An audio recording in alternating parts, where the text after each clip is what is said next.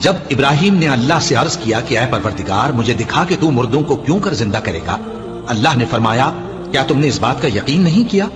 उन्होंने कहा, क्यों नहीं, लेकिन मैं देखना इसलिए चाहता हूं कि मेरा दिल इत्मीनान कामिल हासिल कर ले।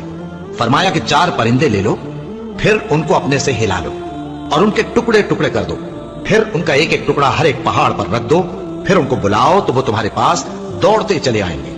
और जान रखो कि अल्लाह गालिब है, साहिब हिकमत है। जो लोग अपना माल अल्लाह की राह में खर्च करते हैं, उनके माल की मिसाल उस दाने की सी है जिससे 7 बालें उगे और हर एक बाल में 100 दाने हों। और अल्लाह जिसके अजर को चाहता है और ज्यादा है, और अल्लाह कुशाइश वाला है, सब कुछ जानने वाला है। जो लोग अपना माल अल्लाह के रास्ते में सर्फ करते हैं, फिर उसके बाद न उस खर्च का किसी पर एहसान रखते हैं और न किसी को तकलीफ देते हैं, उनका सिला उनके परवरदिगार के पास तैयार है। और क़यामत के रोज न उनको कुछ खौफ होगा और न वो गमगीन होंगे।